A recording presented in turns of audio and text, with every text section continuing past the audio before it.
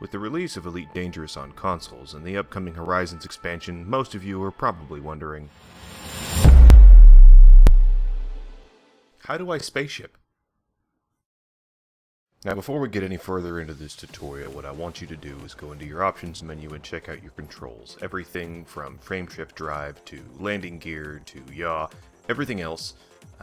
It's going to be necessary in order for you to learn how to properly spaceship, at least in Elite Dangerous, and there are a whole bunch of controls to go through, so have a look at those first. This way, when I get to explaining things, you will completely understand what I'm talking about. Head look and UI focus are the two that I'm going to be using in this quote-unquote tutorial on how to spaceship.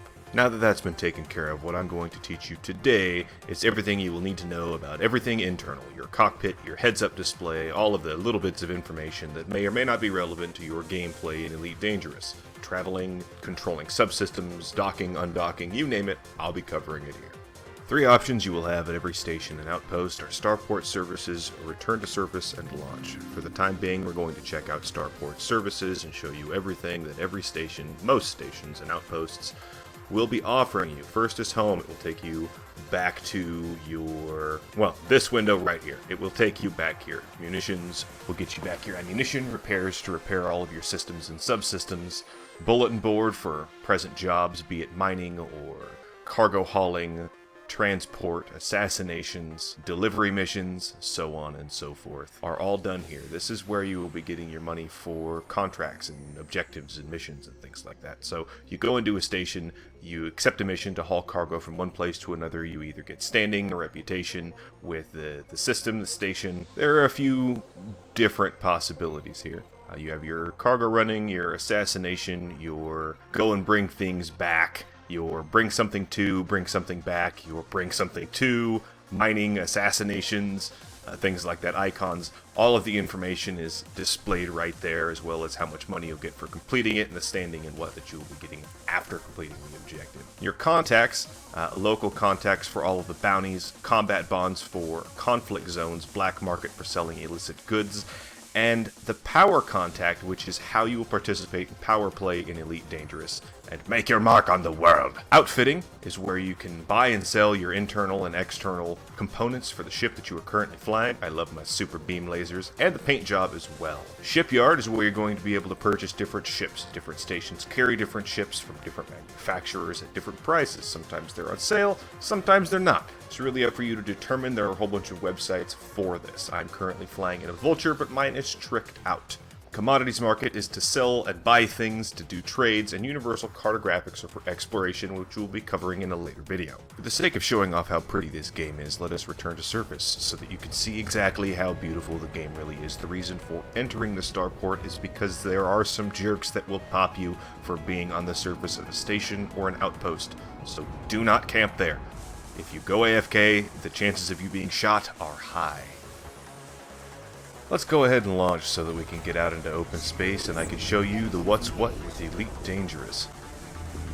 Generally speaking, what I recommend is aligning with the quote-unquote mail slot of internal stations and keeping your landing gear out while you are on your way out so that you don't go too fast, smash into something, get fined, and be requested or demanded to pay it back, or you don't get shot for accidentally blowing somebody up. So as soon as you get into the mail slot, retract the landing gear, get out of the station. So we're going to get some range out here so I can show you exactly what's going on with everything that there is. Make note of everything that you're seeing here and I will explain it in a moment. The no fire zone in stations is no joke. If you shoot at somebody or something in a no fire zone, you will be fined. If you hit something, you will be shot at yourself. First things first, let's start with the most prevalent information, the information down at the bottom. I'm using the default color scheme to avoid confusion. The red icon with a percentage next to it is your heat, which is determined by how close you are to a star, whether or not you have silent running turned on or off, or you are using heat-based weapons like lasers.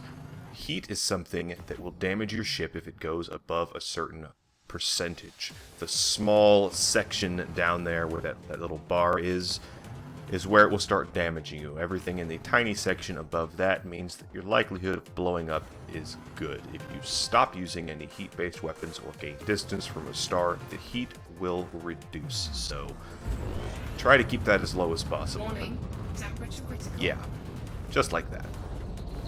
The circular radar at the bottom will give you all of the relevant information you will need to know to track targets. Filled icons indicate that they are controlled by NPCs, hollow icons indicate that they are controlled by players, and colorless gray icons indicate either pieces of cargo or some kind of signal, basically inanimate. Green icons indicate friendly targets, and blinking icons mean that you are being engaged by that particular target.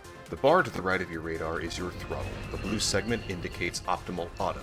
What that means is that it's both optimal speed for turning as well as being the place in which your speed will, when in Super Cruise, adjust itself in relation to the distance from your destination. This bar will change depending on how much power you have put into your engines. That I will cover in a moment. The image of your ship with the rings around it. To the right of your throttle is your status. This will show you your direction when you move, the strength of your shields, and what percent of your armor or hull remains. When your shields are offline, all damage is directed to your armor or hull.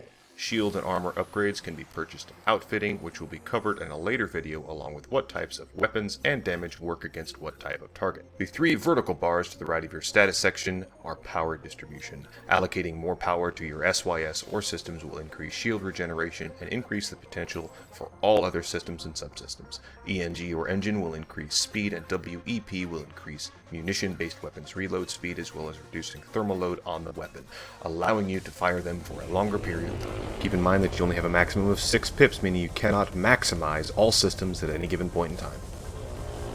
To the right of power distribution is ship intel. The wavy bar is your thermal signature, which is used to track and target you. This can be reduced by either disabling non-essential systems or enabling silent running, which will quickly increase heat. This can be countered by purchasing a heatsink launcher in outfitting. Above that is legal status. It will display things like hostile or wanted, along with a few other things when they are true statements to make. Beneath that is fuel consumption, telling you how much of your fuel you're currently using. Then is sub-tank and main tank, how much fuel you currently possess. Mass lock indicator will light up when you are in the gravity well of something massive that is stopping you from enabling frame shift or warp. Landing gear when your gear is down, and cargo scoop when you've deployed it to gather loose or stolen cargo. To the left of your heat is the target orientation and target status sections. Once something is targeted, it will tell you its orientation in relation to you, and in the case of the near spherical stations that exist in Elite, will have arrows indicating where the mail slot is located. Targeting a ship will show you the ship's orientation in relation to you, as well as the status of its shields and armor or hull. To the left of the target status image is the target information window, which will display the name of the pilot, the ship they are piloting, what faction they are aligned with, and whether or not there is a bounty on them in the system that you are currently in. Keep in mind that bounties in other systems will not be displayed. To display this information, you must buy and equip a kill warrant scanner and outfitting and scan them. The status will display clean, wanted, enemy, and things of the sort. The social window at the top left, as the name implies, is for social interactions. The first tab is used for text-based communication in response to commands like /wing to speak with people in your wing, /local to speak with people in local space, direct chat to a pilot, or replying to somebody who has messaged you directly. The second tab is friends and local players. Friends can be added through the pause menu. In this tab, you'll be able to invite a friend or player to join your party or wing, send direct text, invite to voice chat, as well as a few wing or party options once a player is in your wing. The third tab are messages such as invitations and a few mission-specific options that might be given to you while on a mission. The fourth tab is notifications such as rank promotions and urgent intel from the power you have aligned yourself with. The fifth tab is for social options like disabling your in-game voice and turning off direct chat. The info panel at the top right is for immediately relevant information such as scans, frame shift data, proximity to something you may run into in a collision detection system.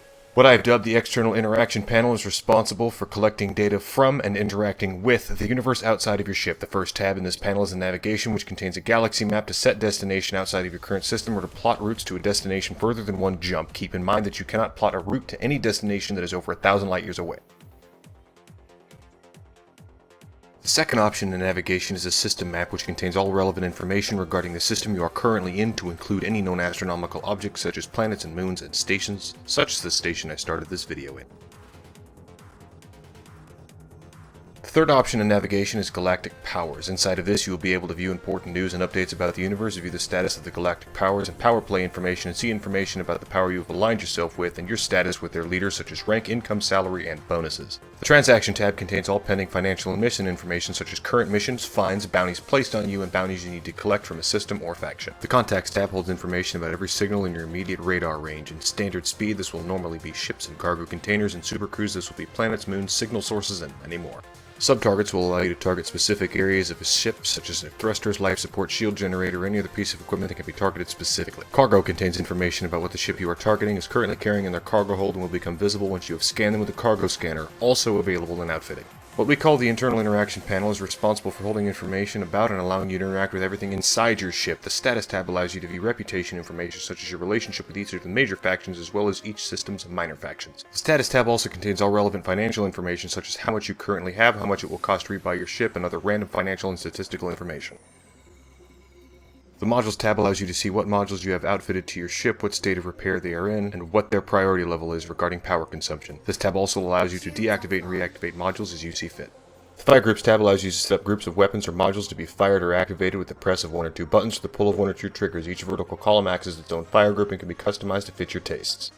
The Cargo tab allows you to see and interact with cargo aboard your ship as well as refinery information should you have one outfitted for mining. Almost every ship can have its cargo capacity increased or decreased by purchasing an appropriate module and outfitting. This will also tell you if any cargo you are carrying is illegal in the system you are currently in. The Functions tab allows you to change, modify, or alter settings aboard the ship, enable or disable your ship lights, deploy cargo scoop and landing gear, as well as attempt to auto-repair damage to your ship, silent running, and self-destruct. The Faction at the top is for choosing a side in a conflict zone you have entered, and I do not recommend self-destructing as it does precisely as it is advertised.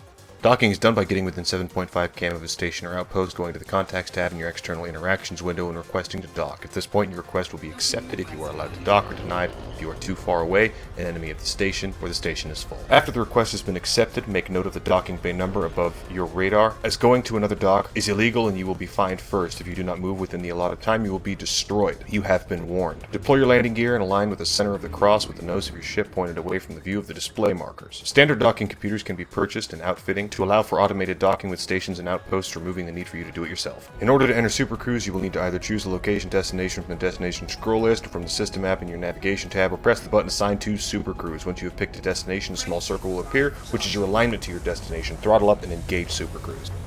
Ready to engage. 4, 3, 2, 1, engage.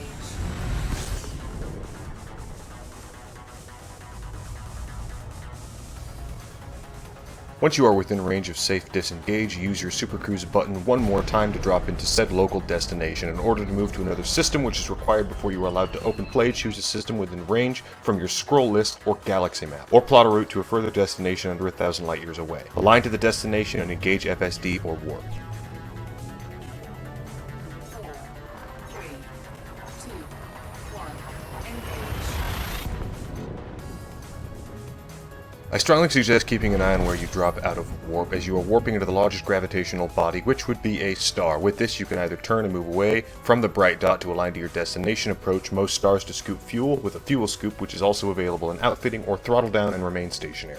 And that is all for this episode of How Do I Spaceship. Come back next Friday as we look into shipyards, outfitting, and theory crafting. I am Jack Wolf. Cheers.